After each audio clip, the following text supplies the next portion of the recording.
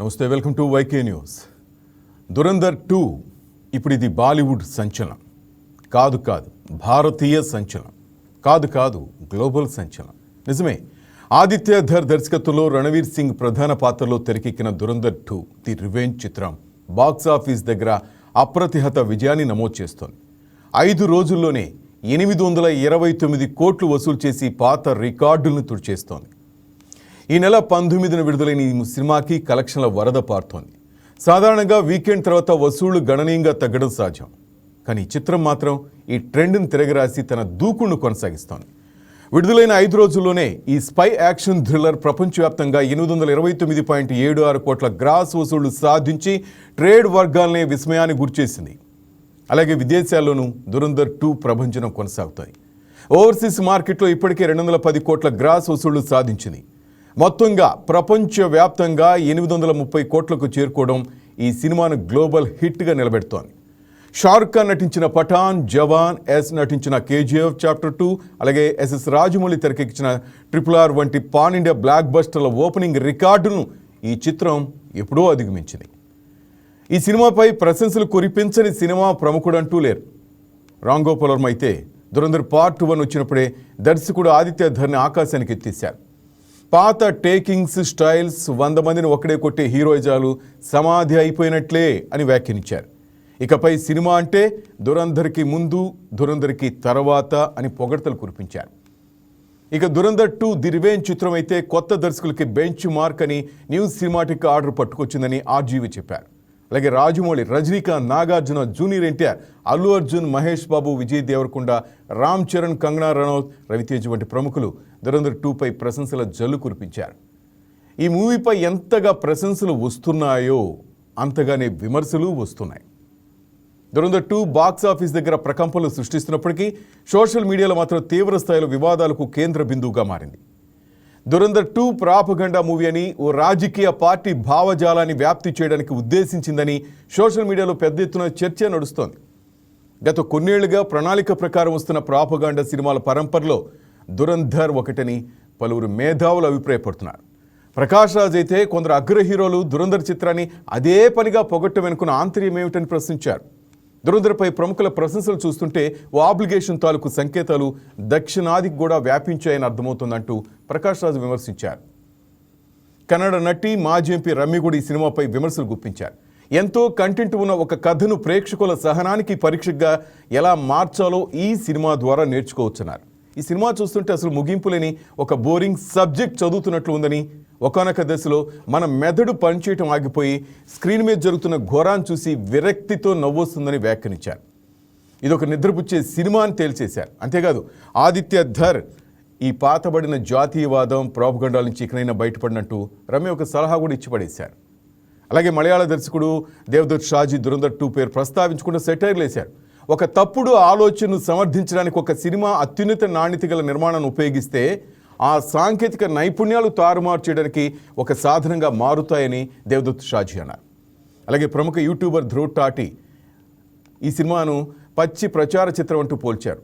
ఆదిత్య ధర్ ఒక బీజేపీ ప్రచారకర్త అని తాను గతంలో చెప్పానని, ఇప్పుడు ఈ దురంధర్ 2తో అది స్పష్టమైందని రాటి ఘాటుగా విమర్శించారు. మొదటి భాగంలో ప్రచారం కాస్త పద్ధతికున్న, రెండో భాగంలో మాత్రం దర్శకుడు తన అతి విశ్వాసంతో బహిరంగంగా ప్రచార ఎజెండా నడిపించారని మండిపడ్డారు. మొత్తంగా ప్రశంసలతో పాటు విమర్శల మధ్యే దురంధర్ 2 దూసుకుపోతోంది. మరి నిజంగా ఇది బీజేపీ ప్రచార చిత్రమా, కాషాయ భావజాలాన్ని వ్యాప్తి చేసే సినిమానా? బీజేపీ ప్రాపగండాలో భాగంగానే ప్రముఖులంతా దురంధర్ 2ను ప్రశంసల్లో ముంచెత్తున్నారా? దీని మీద మనం డిబేట్ చేస్తున్నాం. మనతో పాటు ఉన్నారు Nationalist Hub founder, senior journalist మా brother Sai Krishna. Sai Krishna, welcome to YK News. నమస్తే అండి, నమస్కారం. చాలా రోజుల తర్వాత మిమ్మల్ని చూస్తున్నాను, చాలా ఆనందంగా ఉంది స్క్రీన్ పంచుకోవడం. Right brother. తర్వాత త్రిపురనేని నరోత్తం గారు, సోషల్ యాక్టివిస్ట్ కూడా మనతో జాయిన్ అవుతారు. సాయి కృష్ణ గారు, ఓకే? సాయి, నేను మొదట చెప్పినట్టు ఇది సినిమా కాదు, ప్రేక్షకుల సహనానికి పరీక్షను ఒకరంటారు. రాజకీయ ఒత్తిడి ఉంది ఈ ప్రశంసల వెనుకను మరొకరంటారు. బీజేపీ ప్రచారకర్త ఈ డైరెక్టర్ అంటారు. మొత్తం మీద ఈ సినిమాకి మీరు చూసుంటారు, ఎలా అనిపించింది సినిమా చూసిన తర్వాత? నిజంగా అటువంటి నీడలు ఏమైనా కనిపిస్తున్నాయా సాయి గారు? ఉలట్ గారు, నిజానికి మాట్లాడితే ధురంధర్ సినిమా చూసిన వాళ్ళందరూ కూడా, అంటే ఇప్పటివరకు మీరే ఇందాక చెప్పారు ఎన్ని రికార్డ్స్ ని బ్రేక్ చేస్తోంది అని. కలెక్షన్స్ విపరీతంగా వస్తున్నాయి. Dhurandhar first part and Dhurandhar second part అట్లాగే నడుస్తోంది. సో మేజర్ గా బాలీవుడ్ సినిమాలు అంటే గతంలో ఒక వైఖరి ఉండేది. సో బాలీవుడ్ వైఖరికి పూర్తి భిన్నంగా, ఫార్ములాస్ కి భిన్నంగా, అంటే ఒక సినిమా ప్రొడక్షన్ వాల్యూస్ లో కానివ్వండి, అండ్ ఇందాక మీరు చెప్పారు అంటే పాత రోజుల్లో ఎలా ఉండేది సినిమా టేకింగ్ స్టైల్, దానికి పూర్తి భిన్నమైన ఒక టేకింగ్ స్టైల్లోకి ఈ సినిమాని తీసుకెళ్లారు. అంటే సినిమా అన్నప్పుడు రెండు రకాలుగా చూడాలి. ఒకటి ప్రొడక్షన్ వాల్యూస్ ఉన్నాయా, దాని క్వాలిటీ ఆఫ్ ప్రొడక్షన్ ఎట్లా ఉంది, దాని టేకింగ్ ఎలా ఉంది, స్క్రీన్ ప్లే ఎలా ఉంది, డైరెక్షన్ ఎలా చేశారు, కథలో బలం ఉందా, ఇవన్నీ ఒక లెక్క. ఇది క్రియేటివ్ అంశాలకు సంబంధించింది. రెండవది ప్రాపగండా అని, ఏదైతే సినిమా ద్వారా ఏదో ప్రచారం చేయాలనుకుంటున్నారు, ఇంకోటి ఏదో చెప్పాలనుకుంటున్నారు అనేది ఇంకో వర్షన్.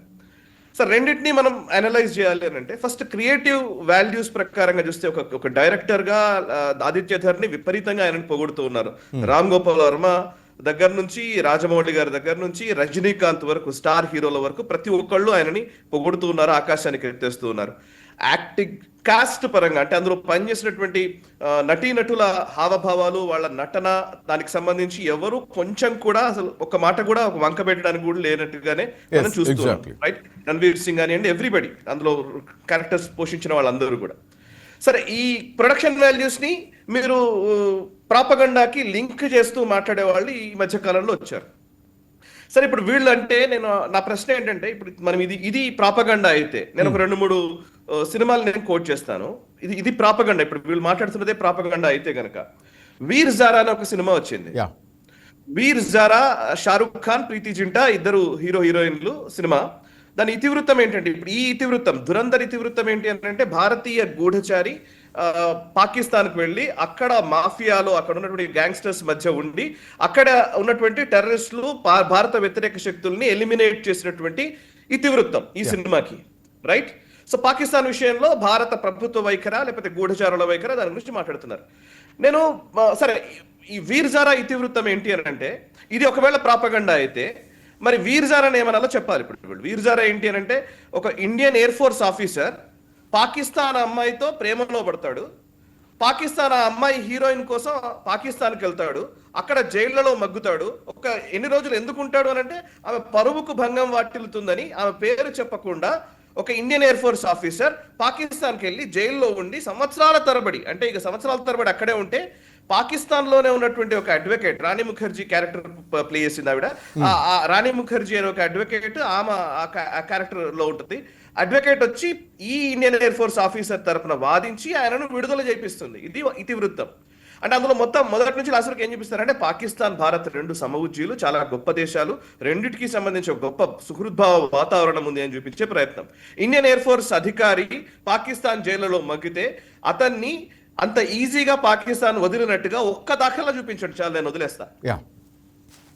సరే, పాకిస్తాన్ ఏ రోజన్నా మన భారతదేశానికి సంబంధించినటువంటి ఆర్మీ కానివ్వండి, మన స్పైలు కానీ వాళ్ళ విషయంలో కొంచెమన్నా సరే పర్వాలేదు అనుకున్నదా అంటే లేనే లేదు. ఒక అభినందన్ వర్ధమాన్ విషయంలో విపరీతమైన ప్రెషర్ బిల్డ్ కావడంతో తప్పనిసరి పరిస్థితుల్లో బయటకు రిలీజ్ చేసింది. ఆ రోజు అది ఊహించలే మనం, అతను వస్తాడు ఇంకా వాళ్ళకి ఏదో ఆప్షన్ లేక బయటకు రిలీజ్ చేశారు. అదర్వైజ్ సరబ్జీత్, చాలా మంది అందులో మగ్గిన వాళ్ళు ఉన్నారు జైళ్లలో సంవత్సరాల తరబడి.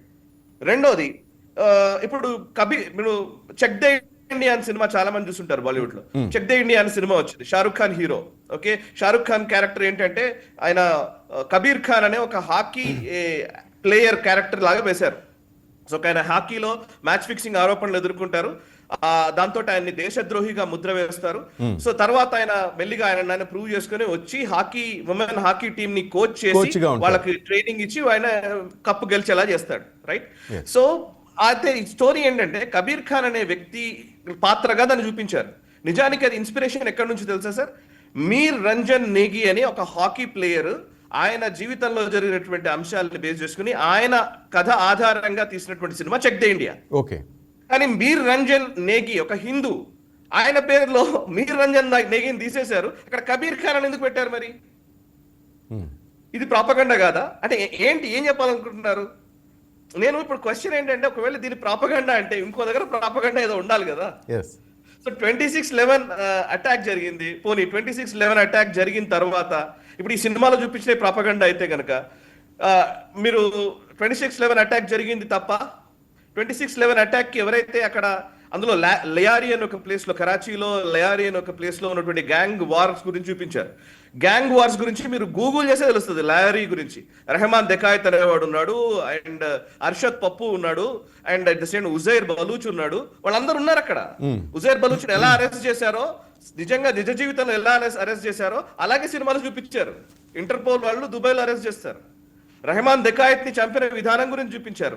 నోట్లకు సంబంధించి ముఖ్యంగా ఫేక్ నోట్స్ ని భారత్ లోకి పంపించే అంశాన్ని ఈ సినిమాలో స్పృశించారు. అందులో నిజంగా టెక్నికల్లీ ఏదైనా తప్పులు ఉంటే ఇమీడియట్ గా చెప్పొచ్చు. ఈ ప్రాబ్లం ఏంటంటే క్రియేటివ్ ఫ్రీడమ్ ని ప్రతిసారి అంటే మనకు అనుకూలంగా ఉంటేనేమో అది భావ ప్రకటన స్వేచ్ఛ, క్రియేటివ్ ఫ్రీడమ్.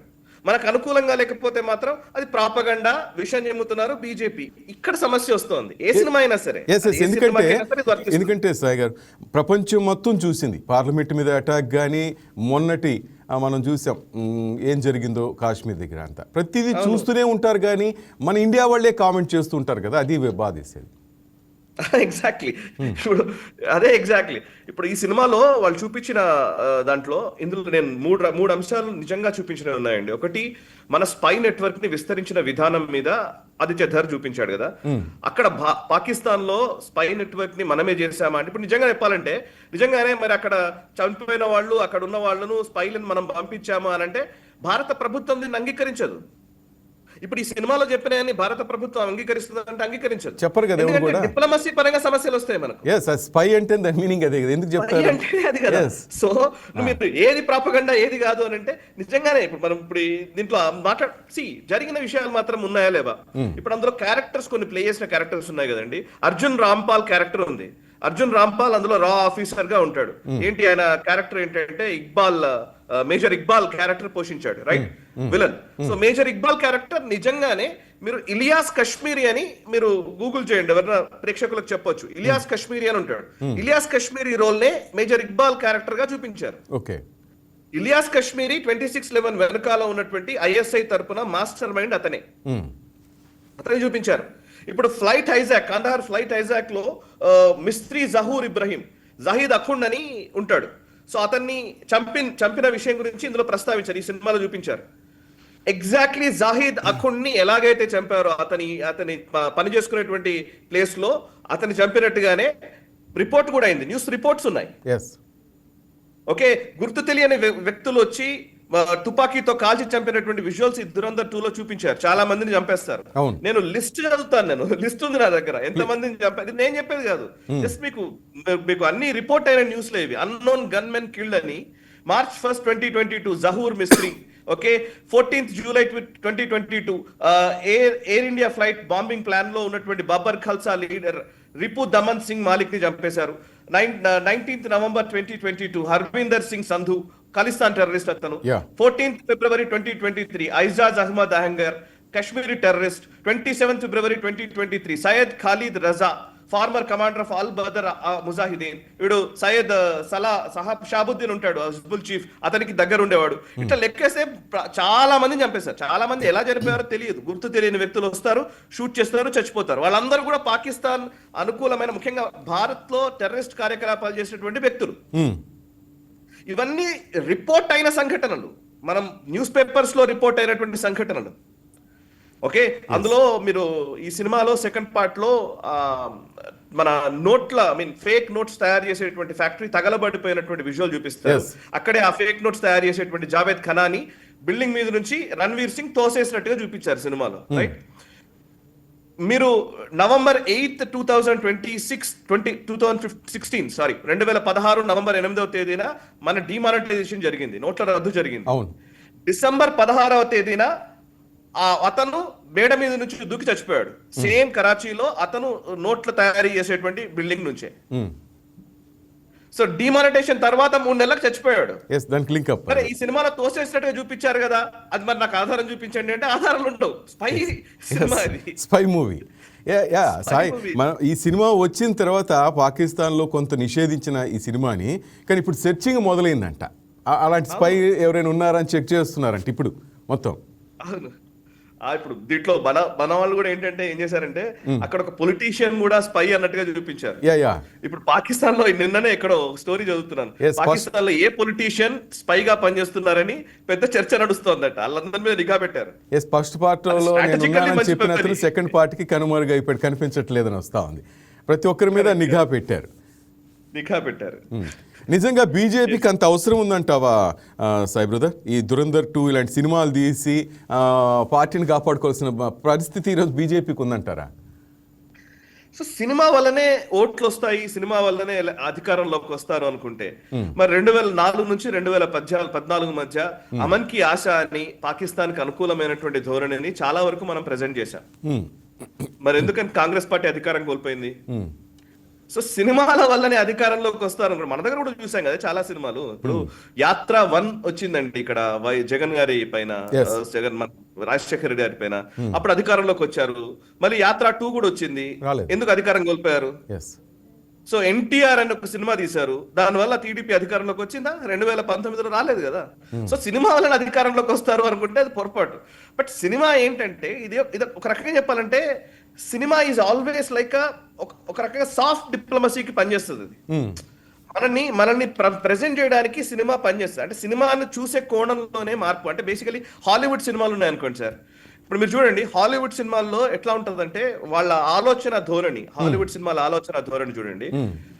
ఎక్కడో ఏలియన్స్ వచ్చి అటాక్ చేస్తారు, అటాక్ చేస్తే ప్రపంచ మానవాళిని రక్షించడం కోసం అమెరికా రెస్పాండ్ అవుతుంది. ఇది వాళ్ళ అప్రోచ్. చూడండి, మీరు ఏ సినిమానో చూడండి, ప్రపంచంలో ఏం ప్రాబ్లం వచ్చినా ఫైనల్ గా అప్రోచ్ ఏది వాళ్ళు ఉన్నామన్నట్టు ప్రపంచం మొత్తాన్ని మేమే కాపాడుతాం అనే ఒక భావనని క్రియేట్ చేస్తారు. మీకు అమెరికన్ సినిమాలు అన్ని కూడా వాళ్ళు వార్ సినిమాలు చాలా తీశారు, 1 కాదు 2 కాదు, ఎన్నో వార్ స్టోరీస్ వచ్చాయి. షిండ్లర్స్ లిస్ట్ అని ఒక సినిమా వచ్చింది, ఆస్కార్ వచ్చింది దానికి. ఇండిపెండెన్స్ డే ఆల్సో అంతే కదా, వాళ్ళ ఇండిపెండెన్స్ డే వస్తారు. అందులో ఇప్పుడు షిండ్లర్స్ లిస్ట్ అనే సినిమా ఉంటది. షిండ్లర్స్ లిస్ట్ ఏంటంటే స్పీల్బర్గ్ తీసిన సినిమా, ఆస్కార్ వచ్చింది దానికి. షిండ్లర్స్ లిస్ట్ స్టోరీ ఏంటంటే సెకండ్ వరల్డ్ వార్ టైంలో జ్యూస్ పైన, యూదుల పైన హిట్లర్ నరమేధం, అప్పుడు గ్యాస్ ఛాంబర్స్ లో వేసి చంపినటువంటి సందర్భాలు ఉంటే దాని మీద తీసినటువంటి సినిమా. ఎంత హృదయ విదారకంగా ఉంటుందంటే జ్యూస్ మీద జరిగినటువంటి దాడుల మీద వాళ్ళు సినిమాలు తీశారు, దానికి ఆస్కార్ వచ్చింది. సేమ్ టైం అంటే జ్యూస్ మీద దాడి జరిగినప్పుడు తీసిన సినిమానేమో అది చాలా గొప్ప కళాఖండము సినిమాల రూపంలో చూస్తే. ఇంకోవైపు కాశ్మీర్ ఫైల్స్, కాశ్మీర్లో పండితుల మీద వాళ్ళకి జరిగినటువంటి దాడుల మీద తీసినటువంటి సినిమానేమో ప్రాపగండా అవుతుంది. ఎట్లా ప్రాబ్లం? ఇది కదా సమస్య. మీకు ఐ ఇన్ ద స్కై అని ఒక సినిమా ఉంది సార్, నేను I request people to watch the movie. I in the sky అని ఒక సినిమా ఉంటుంది, బ్రిటన్ బేస్డ్ అనమాట, యూకే బేస్డ్. వాళ్ళు ఏం చేస్తారంటే ఎక్కడో సిరియాలోనో ఎక్కడనో ఒక టెర్రరిస్ట్ క్యాంప్ ఉంటుంది, టెర్రరిస్టులు ఉంటారు, వాళ్ళ ఇంటి పైన మిసైల్స్ తో దాడి చేయాలి, అంటే డ్రోన్ తో దాడి చేయాలి. దాడి చేయడానికి అంతా రెడీ అయిపోతారు, డ్రోన్ తో కొట్టడానికి రెడీ అయిపోయిన తర్వాత ఒక చిన్న పాప ఆ పక్కన ఉన్నటువంటి ఒక ప్రాంతం, అక్కడ ఆ ఇంటికి ఆనుకొని ఉన్నటువంటి ఒక ప్రాంతంలో నిలబడి ఆమె బన్నులు అమ్ముకుంటూ ఉంటది. సో ఇప్పుడు మనం మిజైల్ తో దాడి చేస్తే ఇంట్లో ఉన్న టెర్రరిస్టులు చనిపోతారు, కానీ కొలెటరల్ డ్యామేజ్ లో ఈ అమ్మాయి కూడా చనిపోతుంది అని చెప్పి సినిమా మొత్తం 3 గంటలు నడుస్తుంది. అంటే మనం నిజంగానే ఆ అమ్మాయిని చంపాలా వద్దా, దాని మీద ప్రైమ్ మినిస్టర్ దాకా దాన్ని ఎస్కలేట్ చేసి వాళ్ళందరూ నిజంగా ఇది కరెక్ట్ కాదు, ఇది మానవ హక్కుల హననము, ఇది అని మాట్లాడుతూ చాలా విషయాలు మాట్లాడతారు దాంట్లో, రైట్? సో ఇప్పుడు అది అంటే ఏంటంటే వాళ్ళ ఉద్దేశం, సినిమాలో ఏం చెప్తారంటే బ్రిటన్ అనే దేశము, యూకే అసలు ప్రపంచంలో ఉండేటువంటి అంటే టెర్రరిస్టులకు వ్యతిరేకంగా పోరాడుతుంది, కానీ మంచి మానవులకు ఎవరికి, మిగతా వాళ్ళకి ఎవరికి మానవ హక్కుల హననం చేయదు, వాళ్ళని బాగా కాపాడుతుంది, వాళ్ళ మీద మాకు స్పృహ ఉంది అని చూపించే ప్రయత్నం సినిమా రూపంలో. నిజంగా నిజ జీవితంలో అది చేస్తుందా? యూకే కొన్ని వందల వేల మందిని, బ్రిటన్ ఎంతమందిని చంపుతుంది సెకండ్ వరల్డ్ వార్ నుంచి కానీ మిగతా కానీ. మొన్న నాటో, ఇప్పుడు మన యుఎస్ చేసిన అటాక్, వెస్టర్న్ హిపోక్రసీ ఎంత దారుణంగా ఉంటుంది చూడండి. మొన్న ఒక స్కూల్ మీద దాడి చేశారు కదా, 150 మంది చనిపోయారు, అమ్మాయి చనిపోయారు. నిజంగా నిజ జీవితంలో ఉంటుందా? అంటే బట్ సినిమాల్లో ఏం చెప్తారంటే వాళ్ళ వెస్టర్న్ హెజిమనీని చాలా గొప్పగా చూపిస్తారు. అంటే అప్రోచ్ అంటున్నాను నేను. మన భారతదేశంలోకి వస్తే మాత్రం మనకు భారతదేశం గురించి గొప్పగా మాట్లాడడం మనకు తప్పు. మనకంతా కూడా ఏంటంటే కొలోనియల్ హ్యాంగ్ ఓవర్ ని మన మీద పెట్టుకొని, మనం స్లమ్ డాగ్ మిలియనేర్ చాలా గొప్ప సినిమా మన దృష్టిలో. సో స్లమ్ డాగ్ మిలియనియర్ కి ఆస్కార్ వస్తే మనం సంబరపడిపోయాం. సంబరపడతాం. నా దృష్టిలో ఆర్ఆర్ఆర్ కి వచ్చింది చూసారా, అది నిజంగా రాజమౌళి గారికి లేకపోతే ఈ టీం ఉంది చూసారా, వీళ్ళు ఒరిజినల్ భారత్ సంబంధించినటువంటి శౌర్య పరాక్రమాలను చూపించారు. For this we have to celebrate, not for that దాని ఏమంటారు ముంబై మురికి వాడల గురించే మాట్లాడే విషయం కాదు. RRRలో చూపించారు శౌర్య ప్రతాపం అంటే వాళ్ళు చూపించారు, దానికి అందరూ అప్రిషియేట్ చేయాల్సిందే సాయి గారు. సో సినిమా అన్నప్పుడు సినిమాలాగా చూడాలనుకుంటే సినిమాలాగానే చూడాలి. ఇంకా మీరు ప్రాపగండా మాట్లాడదు, అది అందరికీ వర్తిస్తుంది. ఓకే, సో లేదు కాదు దాన్ని మనం ప్రాపగండా లాగా చూడాలి అని అంటే నిజాల్లోకి వెళ్ళాలి. మరి నిజాల్లోకి వెళ్తేనేమో చాలా నిజాలు ఉన్నాయి ఇందులో. Right, 1 minute Sai brother. మనతో పాటు త్రిపురనే నరోత్తం గారు సోషల్ యాక్టివిస్ట్ జాయిన్ అయ్యారు. నరోత్తం గారు నమస్తే సార్. నమస్కారం సార్. మనతో పాటు సాయి కృష్ణ గారు ఉన్నారు, Nationalist Hub founder and senior journalist sir, my brother. Sir, ఈ దురంధర్ మూవీ ఈ ప్రశంసల వెనుక రాజకీయ ఒత్తిళ్లు ఉన్నాయని ప్రకాష్ రాజ్ అంటారు. అసలు ఇది సినిమానే కాదు, ప్రేక్షకుల సహనాన్ని పరీక్షని మాజీ ఎంపీ నటి రమ్య అంటారు. కొంతమంది ఇదో బీజేపీ ప్రచార చిత్రం అంటారు. What is your opinion about that? My opinion is balanced in this. ఇప్పుడు ఏంటంటే, ఇప్పుడు ప్రకాష్ రాజ్ గారు అంటే ఈజ్ లెఫ్ట్ సెంట్రిక్, ఆయన వామపక్షం, ఫస్ట్ నుంచి అదే పర్స్పెక్టివ్ లో మాట్లాడతారు. సో రమ్య గారు కూడా అంతే, షీఈ్ ఆల్సో అలైన్డ్ సిమిలర్లీ. వాళ్ళ మాటలు అంత డీటెయిల్ గా పట్టించుకోవాల్సిన అవసరం లేదు. But at the same time narrative of the film కూడా మనం చూసుకోవాలి. It side movie is excellently made. Cinema లాగా చూస్తే it is one of the best movies we have seen in recent times. Because ఒక సినిమా యాంగిల్ లో చూస్తే ఆ retention time 4 hours, almost ఒక 4 hours సినిమా బోర్ కొట్టకుండా తీశారు. Very good. But going in to the facts of the matter, ఇప్పుడు cinema production house ఏది? Jio studios number 1. And number 2, cinema if it's ఇది ఫిక్షన్, మనం పేట్రియాటిక్ సినిమా ఫిక్షన్ గా తీసాము అంటే no problem, we're all patriots.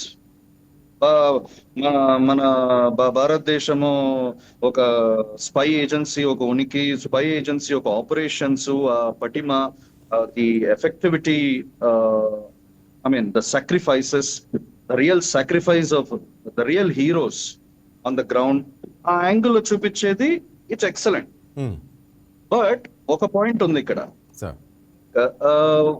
When we create a fictitious character, Hamza is a fictitious character, దాని చుట్టూతో real life incidents ని అల్లారు. అట్లా ఉన్నప్పుడు ఆ రియల్ లైఫ్ ఇన్సిడెంట్స్ లో, ఫర్ ఎగ్జాంపుల్ దావుద్ ఇబ్రాహిం అని మనం బడే సాహెబ్ అని చూపించాం.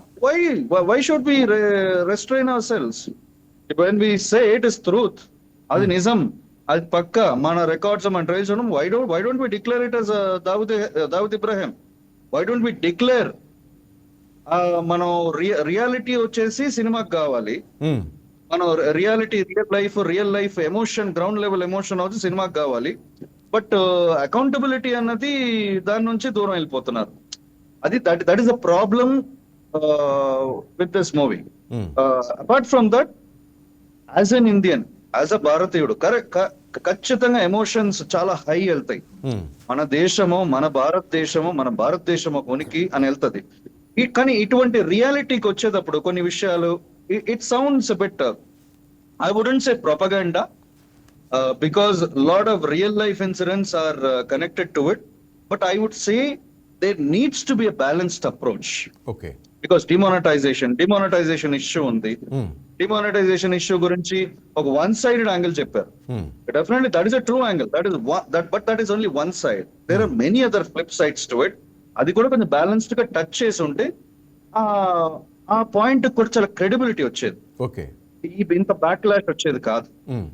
That's what I'm trying to say. And there are many other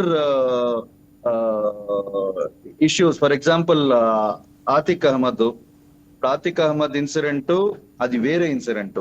యూపీలో జరిగిన ఒక సంఘటన, ఒక టేకింగ్ టెర్రర్, అంటే లోకల్ గుండాయిజం ని కొట్టడానికి ఒక సీఎం లెవెల్లో తీసుకునే ఇనిషియేటివ్. దాంట్లో వాట్ ఎవర్ హ్యాపెండ్, బట్ దాన్ని రీక్రియేట్ చేశారు సినిమాలో. రిక్రియేట్ చేసి ఎలా తీసుకొచ్చారు? ఐఎస్ఐ లింక్ నెట్వర్క్ ఇలా అంతా కనెక్ట్ చేశారు. లైక్ రియాలిటీకి వచ్చేసరికి అప్పుడు యూపీలో ఉంది. యూపీలో ఇట్ సెండ్స్ అన్నెసెసరీ సిగ్నల్స్. వీళ్ళు ఈ లోకల్ కాదు, వీళ్ళు మొత్తం ఐఎస్ఐ నెట్వర్క్ ఉంది ఇక్కడ అంటే ఈ కాంప్లెక్స్ సిచ్యువేషన్ క్రియేట్ చేస్తుంది.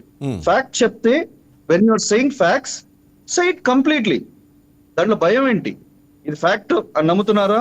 ఫ్యాక్ట్ అని చెప్తున్నాం కదా, మన రికార్డ్స్ ఉన్నాయి, మన ట్రయల్స్ ఉన్నాయి, అన్ని మన సైడ్ నుంచి declare it as facts. Why do you want to hide behind cinematic expression, creative expression ఒక సైడ్ లో చెప్తూ ఇది ఫ్యాక్ట్స్ అని అండర్ కరెంట్ ఎందుకు తీసుకెళ్తారు? That is why it is creating a controversy. అట్లా కాకుండా ఇది ఫ్యాక్ట్, ఇది జరిగింది, ఫ్యాక్ట్, ఇది బయోపిక్ అనుకోండి, ఇది రా ఆపరేషన్, ఇలా జరిగింది. Maybe Hamza is a character that we created, is a representative of many agents who sacrifice their life. వాళ్ళన్ని జోడించి తీసాం. ఇది జరిగిన ఇన్సిడెంట్స్, జరిగినట్టే అని చెప్పి మీరు why don't declare it? That is where the problem comes. Right, 1 minute sir. ఇంకోటి సార్, సినిమా అయితే హలో సార్ ప్లీజ్ చెప్పండి, వినపడుతుంది నరోత్తం గారు. ఇప్పుడు సినిమా అయితే we made a patriotic movie. ఖచ్చితంగా ఇట్స్ పేట్రియాటిక్ మూవీ. చాలా మన ప్రతి భారతీయుడు గర్వించదగిన మూవీ. కానీ అదే సినిమాకి why do need Pakistani singer, why do need a Pakistani song? హవా హవా అనే ఒక పాట తీసుకొచ్చారు, అది అవసరమా? రైట్. 16 స్వీట్లు పెట్టి మధ్యలో ఇది పెట్టినట్టు ఉంటది. You paid a Pakistani artist, where is your patriotism and reality when you say so much about it? మన పేట్రియాటిక్ మూవీ చూపించాము అని చేసేటప్పుడు అక్కడ గ్రౌండ్ లెవెల్లో ఆ రియాలిటీకి వెళ్ళినప్పుడు మీరు అది పాటించినప్పుడు రియల్ నేషనలిస్ట్ కోపం వస్తుంది, కడుపు మండిపోతుంది. ఒక పాకిస్తానీ సింగర్ కి మీరు డబ్బులు ఇచ్చారు, ఒక పాకిస్తానీ యాక్ట్రెస్ ని మీరు అప్రోచ్ అవుతే she rejected because it is యాంటీపాకిస్తాన్. అది మనకి ఎంత అవమానం. రైట్. హలో సార్, వింటున్నా చెప్పండి. చెప్తున్నాను, ఈ angles it's always good to say మనం నేషనలిస్ట్ అప్రోచ్, మనం నేషనలిస్ట్ గా as a nationalist we think about it. ఒక నేషనలిస్ట్ మూవీ తీసాము, మంచిగా మన గ్లోబల్ లెవెల్లో కూడా మన ఇప్పుడు ఉన్న జియో పొలిటికల్ సిచ్యువేషన్ లో it is an apt movie. మనకు ఇట్ ఈస్ వెరీ గుడ్.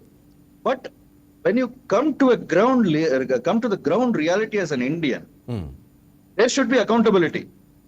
ఈ అకౌంటబిలిటీ అన్నది వాళ్ళ మూవీ మేకర్స్ కి లేకపోతే ఎట్లా? వాట్ ఎవర్ యూ డూ, ఎన్ని నీతులైనా చెప్పొచ్చు, ఎన్ని గొప్ప నీతులు చెప్పొచ్చు, నీతులు చెప్పడానికి చాలా మంది ఉన్నారు, బట్ పాటించే వాళ్ళు చాలా తక్కువ. అది పాటించాలి కదా.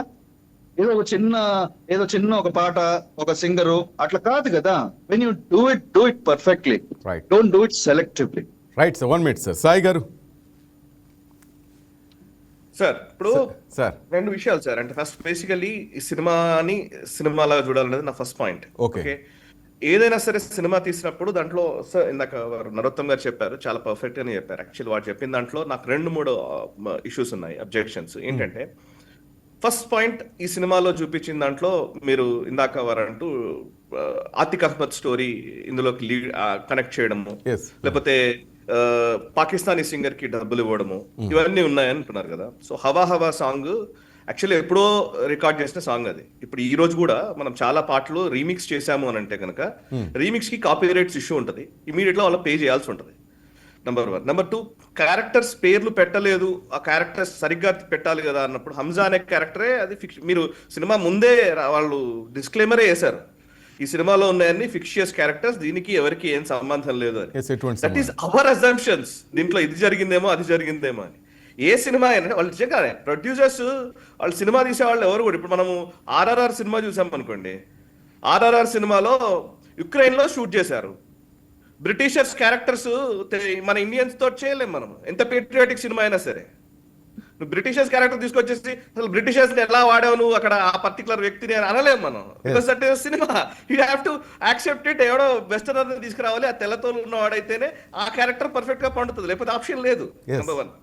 సినిమా విషయం చూస్తే ఈవెన్ ఆర్ఆర్ఆర్ లో కూడా అల్లూరి సీతారామరాజు క్యారెక్టర్ అని, లేకపోతే ఇంకోటి ఏంటి మన కొమ్మురం భీమ్ క్యారెక్టర్ అని చెప్పారు.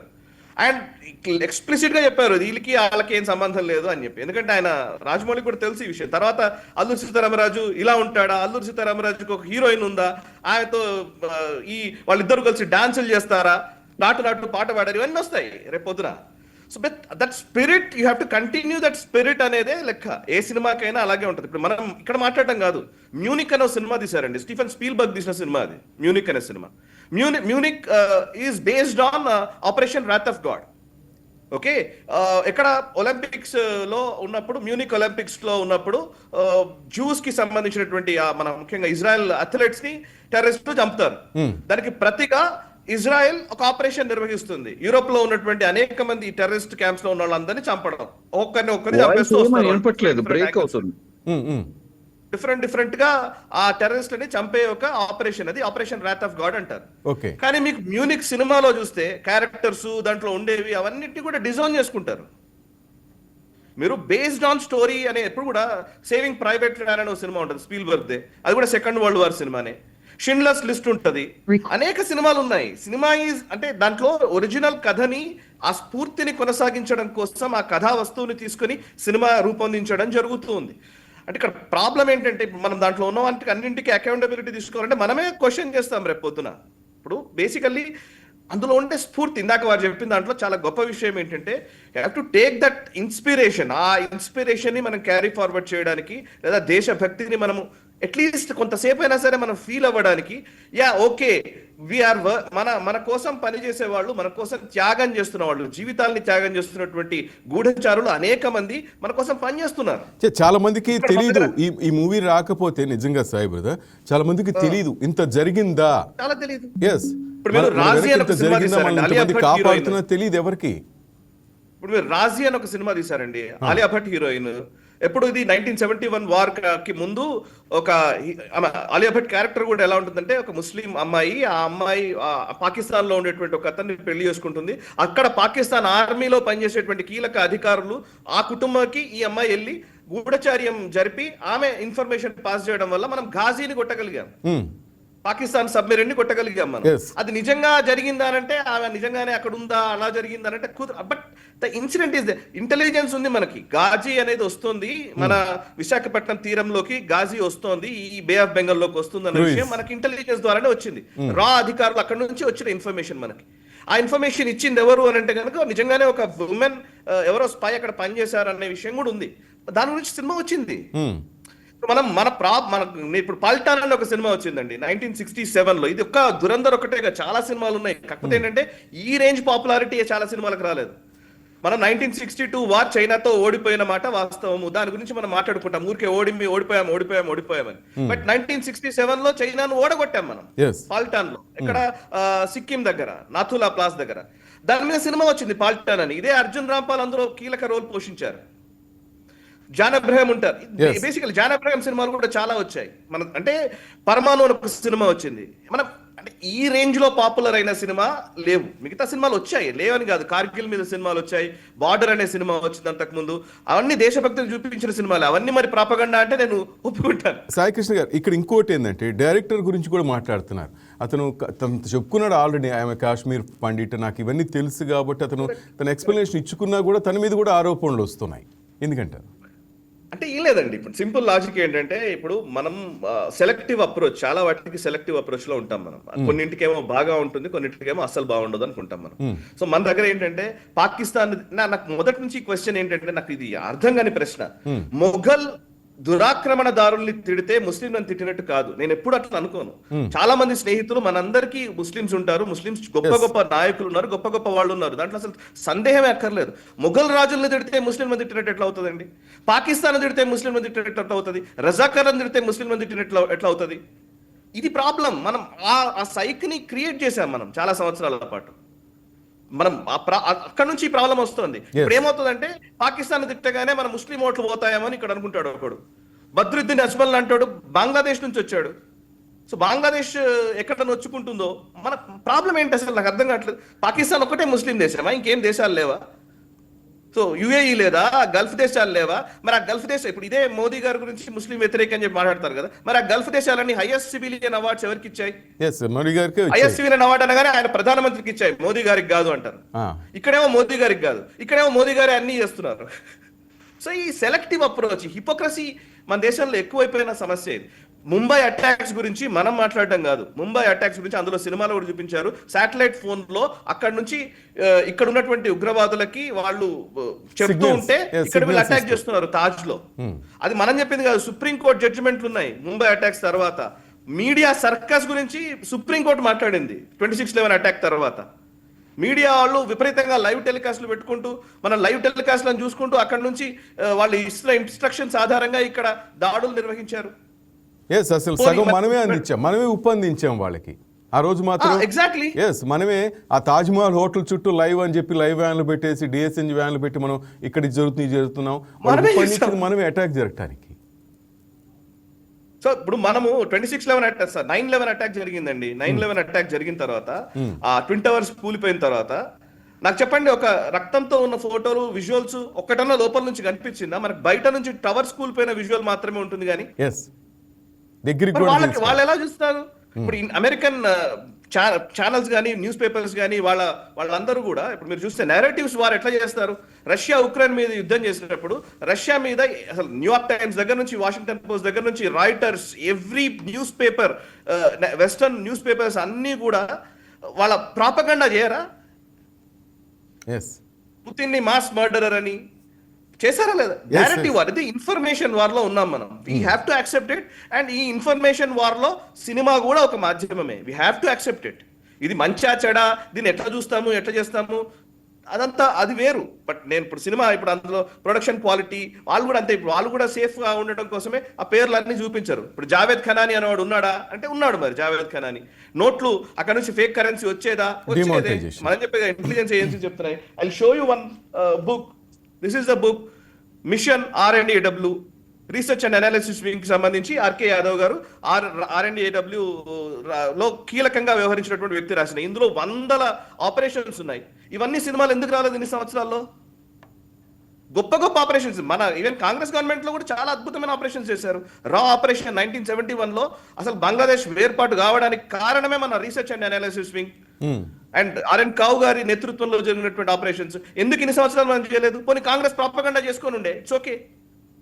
నేను నాలాంటి వాడు నేనేమంటానంటే, యాజ్ అ జర్నలిస్ట్, మీరైనా నేనైనా మనందరికీ ఇట్లాంటి సినిమాలు వస్తే కానీ తెలవాలా? ఇన్ని సంవత్సరాల నుంచి ఎందుకు తెలియలేదు? ఇన్ని సంవత్సరాల నుంచి వీర్ జారా, ఏక్తా టైగర్, ఒక ఐఎస్ఐకి ఉన్నటువంటి ఏజెంట్ కి, ఐఎస్ఐ ఏజెంట్ కి, రా ఏజెంట్ కి మధ్య ప్రేమ, ఏక్తా టైగర్. అట్లాంటి సినిమాలేనా మనం చూడాల్సింది? మొత్తం మీద దురంధర్ అయితే ఒక ఈ మూవీ ఎవరు అవునన్నా కాదన్నా మాత్రం ఒక ప్రభంజనం. సాయి గారు అండ్ నరోత్తం గారు మనం చూస్తున్నాం. ఊపేస్తుంది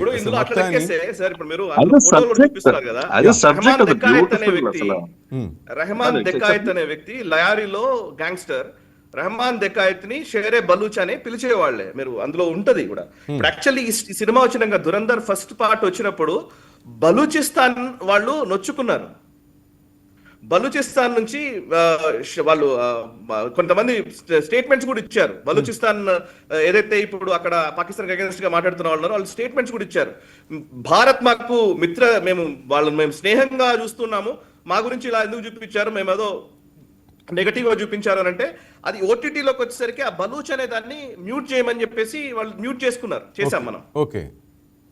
ఓకే, బలూచ్ అంటే బలూచ్ ని నెగటివ్ గా చూపించకండి, పాకిస్తాన్ నెగటివ్ గా చూపించుకోండి అనేది బలూచ్ వాళ్ళు చెప్పింది.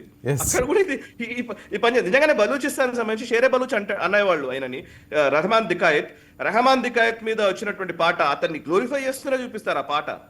ఆ పాట పిచ్చ సక్సెస్ అయింది. ఆ పాట మీరు చూస్తే బలూచి పష్తూన్ భాషలో ఏదో సంథింగ్ దాంట్లో వచ్చింది. అది పదాలు మనకు తెలియదు కానీ ఆ సాంగ్ సూపర్ హిట్ అయింది.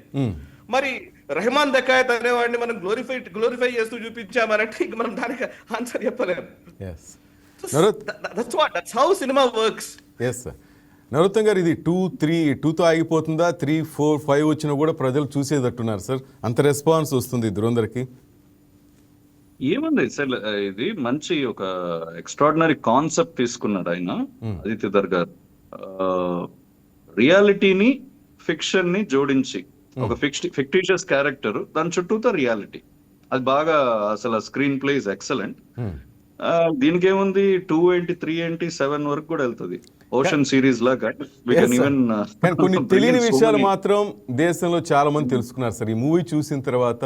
పార్లమెంట్ అటాక్ కానీ, ఇటు ముంబై అటాక్ కానీ, ఇంకో అటాక్ కానీ, దొంగ నోట్లు కానీ, ఇవన్నీ చాలా మందికి తెలియదు సార్. తెలుసుకుంటున్నారు, ఇట్లా జరిగిందా అనే స్థాయికి వచ్చారు సార్. కొంత నాలెడ్జ్ అయితే ఖచ్చితంగా అంటే ఇప్పుడు బేసిక్ గా అసలు అసలు ఈ అవగాహనే లేన ప్రజలు ఉంటారు, వాళ్ళకి వచ్చేసి డెఫినెట్లీ ఇప్పుడు గ్రాస్ రూట్ లెవెల్లో ఇట్లా కంప్లీట్ గా ఒక ఐడియానే లేదు. డిమానిటైజేషన్ ఏంటి, వాట్ హ్యాపెండ్, ఈ ఆపరేషన్స్ ఏంటి, ఊరి అటాక్ ఎందుకు జరిగింది, ఎందుకు, వై డిడ్ వి, ఇప్పుడు ఈ రీసెంట్ ఆపరేషన్ సింధూర్ ఎందుకు, ఇవన్నీ టోటల్ ఒక అండర్స్టాండింగ్ రావడానికి ఇది ఒక మంచి base. How what is Mossad and what is ISI, how do these people work, ఎట్లా వాళ్ళ ఆపరేషన్ స్టైల్ ఏంటి, అది అర్థం చేసుకోవడానికి ఎక్సలెంట్ మూవీ. ఒక పాట్రియాటిక్ ఫర్వర్ తోటి తీసుకొచ్చారు. But all said and done, నా పాయింట్ ఆఫ్ వ్యూ రియల్ గా ఐఎమ్ హర్ట్ కాబట్టి చెప్తున్నా, ఏదో చెప్పాలని కాదు. ఇంత పెట్రియాటిక్ గా తీసిన వాళ్ళు మనకు అంత సపోర్ట్, బ్యాక్ అండ్ సపోర్ట్ అంత ఉంది. ఒక సినిమాకి ఇంత బాగా తీసుకెళ్లొచ్చు, ఇంత భారీ స్థాయిలో తీసుకెళ్లొచ్చు, చేయొచ్చు. దానిలో ఒక ఇటువంటి చిన్న విషయాలు, ఒక హవా సాంగ్ ఎంత బాగున్నా కూడా, and maybe it is one of the best song అని కూడా అనుకోండి, when it is linked with Pakistan, we know the impact of the movie. Cinema తీసేటప్పుడే తెలుసు what we are showing, what we are going to replicate, how we going to transfer it to the masses అని తెలిసినా కూడా ఈ mistake ఎందుకు చేశారు? why do you need to pay Pakistani origin artists when Indian government has already banned them? We have banned them. చేసిన తర్వాత కూడా why do you need to do that? అది అవన్నీ చేసేటప్పటికి ఈ మిస్ మ్యాచ్ వస్తుంది. What is actually happening, is it really patriotic cinema తీసేటప్పుడు ఆ పెట్రియాటిజం అన్నది ప్రతి విషయంలో కనపడాలి, సెలెక్టివ్ గా ఉండకూడదు. And of course other angles like ఇప్పుడు సినిమా పరంగా చూస్తే మంచి రియల్ రా ఆపరేషన్స్, ఒక చాలా డిఫరెంట్ యాంగిల్స్ చూపించారు, చాలా సటిల్ గా చూపించారు. ఆదిత్య ధర్ గురించి చెప్పాలంటే sir, Aditya Dhar is known for his ఇది కదా, ఊరి ద అటాక్ తీసిన డైరెక్టర్ అయినా ఊరి సినిమా చూస్తే అర్థం అవుతుంది ఆయన నరాల Patriot. But at the same time ఈ మిస్టేక్ అన్నది జరిగింది, అది నిజంగా బాధాకరం. I'm really hurt by that one incident, one thing that has happened in the movie. ఏదో హైలైట్ చేయాలని చెప్పట్లేదు, ఇంకా మీదట ఇది జరగకూడదు. యాజ్ అ రియల్ నేషనలిస్ట్ నేను చెప్తున్నాను, ఏదో నేషనలిస్ట్ అని మనం పదజాలం వాడటం కాదు, రియల్ నేషనలిస్ట్ గుండె లోతుల నుంచి చెప్తున్నాను. ఒక Pakistani is an enemy country. It is not just about showing Pakistan. ఒక పాకిస్తాన్ ని వాళ్ళు చేసే దురాకటాలని మనం చూపించడం తప్పు కాదు, కరెక్టే, చూపించాలి, ఎక్స్పోజ్ చేయాలి. బట్ అది ఆచరణలో కూడా మనం ఉండాలి కదా. ఆచరణలో వెళ్ళి ఒక పాకిస్తానీ ఆర్టిస్ట్ కి మనం పే చేయటం ఏంటి, అది దరిద్రంగా. అండ్ ఒక పాకిస్తానీ యాక్ట్రెస్ ని అప్రోచ్ చేయటం ఏంటి, అప్రోచ్ చేసి ఆమె రిజెక్ట్ చేయటం ఏంటి, all these things don't add up. అది చెప్తున్నాను. అది మనం ఇప్పుడు అట్లీస్ట్ ఇప్పుడైనా వి షుడ్ రియలైజ్, ఇప్పుడు నెక్స్ట్ ఒక ఇటువంటి సినిమాలు వచ్చేటప్పుడు ఇవన్నీ వి షుడ్ టేక్ కేర్ చెప్తున్నా. మిగతా all side and done Sai గారు అన్ని పర్ఫెక్ట్ గా అన్ని everything is put forward. Sai final conclusion దాంట్లో we stand on the same line. We stand on the same line. చూస్తాను కాదు కదా, ఆయన వీడియోస్ కూడా చూస్తాను. We stand on the same line. ఆయనకి మా ఫాదర్ కూడా మంచి అనుబంధమే ఉంది.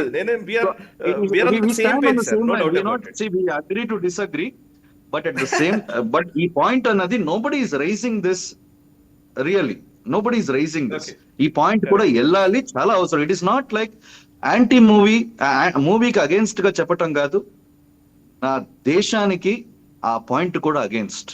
అందుకనే నేను అది వాయిస్ అవుట్ చేస్తున్నాను, అది కూడా కరెక్ట్ చేసుకోవాలి. నా It దేశానికి is against my సంబంధించి country. నా దేశానికి Giving cinema money, తీస్తున్నప్పుడు even 1 rupee, actors అంతా కూడా నా even దేశం 1 వాళ్ళే rupee. ఉండాలంటారు ఫైనల్ గా, అంతేనా? అంటే నేను ఒక ఎగ్జాంపుల్ చెప్తాను sir, with due respect to Narottam గారు. 1 rupee if you are giving it to a Pakistani, మన చేతుల నుంచి, అది ఇటువంటి సినిమా, వేరే ఏదో సినిమా ఏదో చేశారు తప్పదు అంటే పర్వాలేదు, అది ఇటువంటి సినిమా, అటువంటి పేట్రియాటిక్ సినిమా, Yes, పర్వత్ తోడు వచ్చిన సినిమాలో అదొక బ్లాక్ మార్క్ గా మిగిలిపోయింది. అది అనవసరంగా చేశాం. నేను ఒక విషయం చెప్తాను నరోత్తమ్ గారికి, with due respect to Narottam గారు, యా మీరు అన్నట్టే కరెక్టే, మనం పాకిస్తాన్ వాళ్ళకి ₹1 కూడా ఇవ్వడం కరెక్ట్ కాదు, ఇట్లాంటి సినిమాల విషయంలో ఇవ్వడం కాదు. కానీ బట్ ఒక ప్రశ్న ఉంది నాకు యాక్చువల్లీ. ఇప్పుడు మనము నేషనల్ ఛానల్స్ చాలా ఉంటాయి కదా, నేను ఈ క్వశ్చన్ నాకు చాలా రోజులు ఉండేదండి. నేషనల్ ఛానల్స్ లో ఏదైనా ఇట్లాంటి డిబేట్స్ వచ్చినప్పుడు ఇవి వచ్చినప్పుడు పాకిస్తాన్ ఆర్మీ ఆఫీసర్స్ ని వాళ్ళని వీళ్ళని కూర్చుండబెడతారు డిబేట్స్ లో గెస్ట్లుగా. యా, ఇక్కడ ఉండే యాంకర్లు విపరీతంగా తిడుతూ ఉంటారు, అక్కడ ఉండే వాళ్ళు వింటూ గంట సేపు కూర్చుంటారు. ఇది ఎలా సాధ్యం అన్న క్వశ్చన్ ఉండేది యాక్చువల్లీ, చాలా సంవత్సరాలు ఇది క్వశ్చన్ ఉండేది. ఏంటంటే అసలు విషయం ఏంటంటే, వాడు గంట సేపు లైవ్ లో కూర్చున్నందుకు we pay them. Paid artist. Not always, not always. చాలా వరకు సార్, అంటే నాకు తెలుసు కొన్ని ఎవరెవరు, అంటే I don't say this. Sai Krishna మీరు చెప్పింది కరెక్ట్. చెప్తున్నారు. నేషనల్ ఛానల్స్ లో కొంత అమౌంట్ ఇస్తారని మన తెలుగు వాళ్ళు కూడా చెప్పారు, మేము వెళ్తే మాకు ఇంత అమౌంట్ ఇస్తారు అని చెప్పారు. Flight ticket also. సారీ, నేను దీనికి భిన్నంగా మాట్లాడుతున్నాను అనుకోవద్దు, మీరు చెప్పిందని నేను యాక్సెప్ట్ చేస్తూనే చెప్తున్నాను.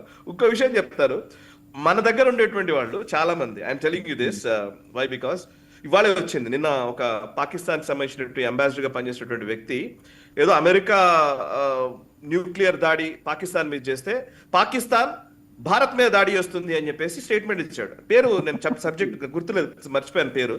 నిన్ననే స్టేట్మెంట్ ఇచ్చాడు. ఇవాళ వచ్చిన వీడియో ఏంటంటే, ఆ పర్టికులర్ వ్యక్తికి యూపీఏ టైంలో ఆయన్ని డిన్నర్ కి ఇన్వైట్ చేసి ఇఫ్తార్ పార్టీ పిలిచారు మనోళ్ళు.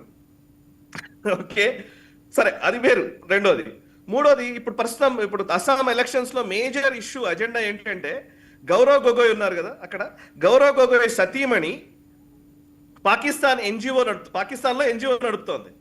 ఆమెకు వచ్చే కార్యకలాపాలు, ఆమెకు వచ్చే డబ్బులు, వాటి మీద పెద్ద స్టోరీ నడుస్తోంది వాడ.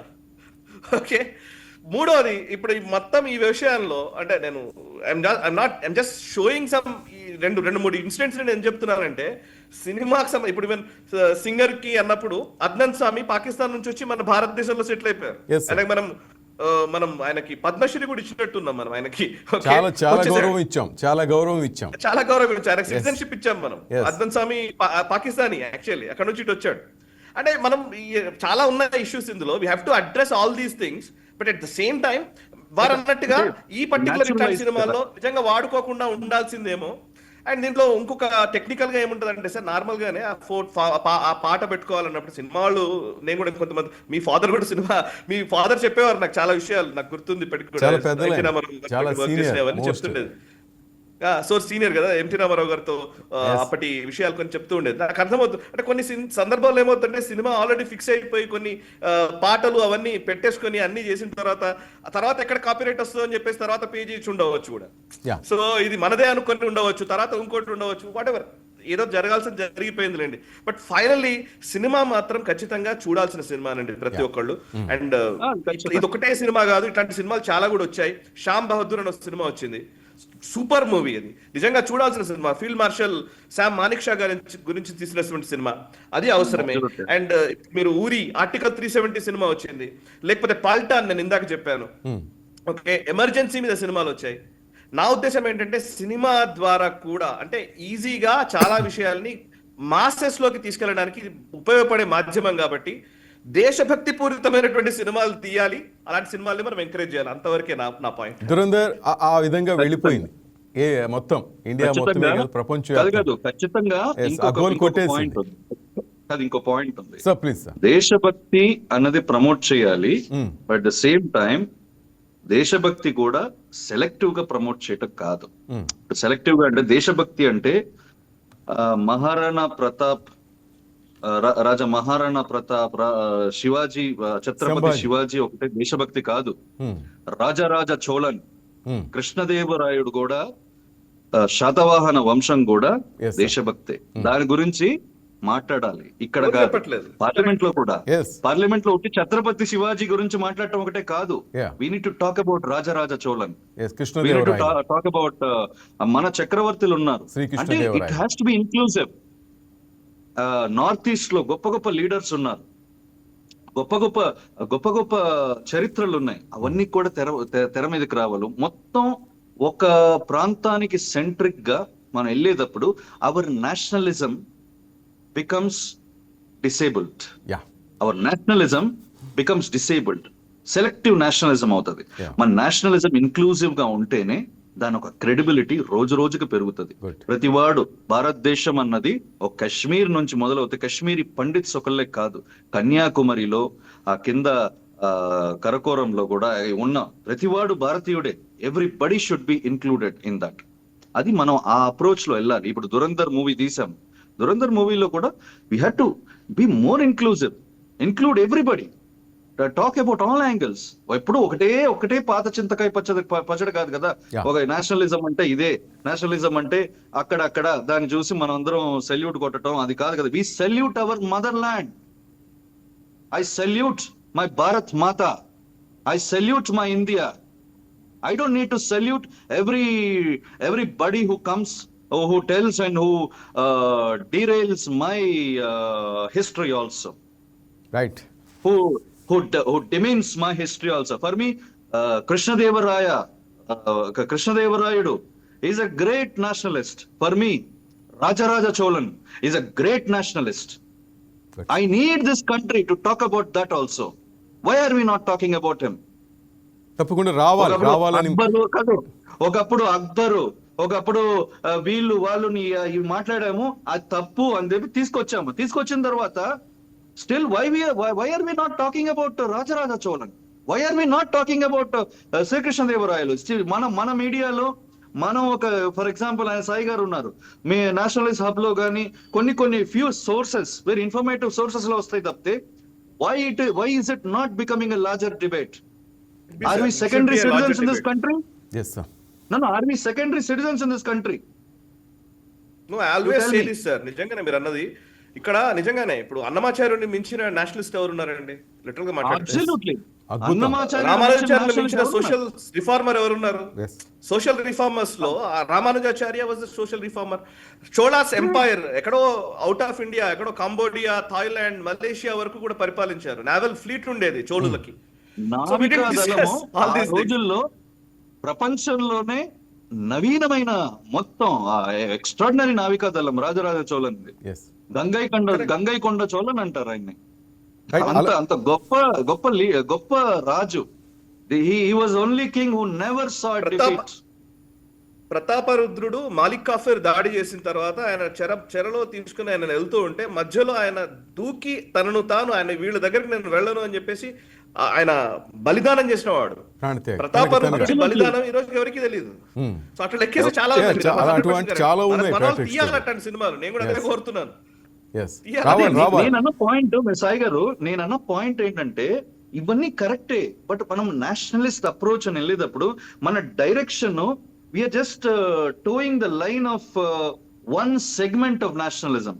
మన nationalism has to be included. That is where ఈ నేషనల్ వర్సెస్ రీజనల్ అన్న డిబేట్ లో Yeah. ఈ నేషనలిజం కొంచెం డైల్యూట్ అవుతుంది. ఈ నేషనలిజం లో if everything is included, the nationalism will be conclusive. Nationalism yes. will not be exclusive. Sure, sir. We have to have inclusive nationalism. Right. Adi spread out avali. Good. I will be very happy and elated as a nationalist if people are discussing about Rajaraja Cholan like how we are discussing about every king. Shivaji Maharaj is definitely my Maharaj also. But at the same time, Rajaraja Cholan has to be the Chola of anybody sitting there in the parliament. Good, sir. This inclusivity and this acceptability has to come, and it has to come from our leaders. Right. Exactly right sir. భారత మాతాకి జై. ఇద్దరికి thank you very much sir, Narottam Thank గారికి you. And Sai Thank you Krishna very much. గారికి. Thank you very okay, much. Thank you very Thank much. you very nice discussion with you sir. Thank you very much Sai and Narottam sir. Right. That's all for now. Keep watching YK news. ఇది తెలుగు వారి గుండె చప్పుడు.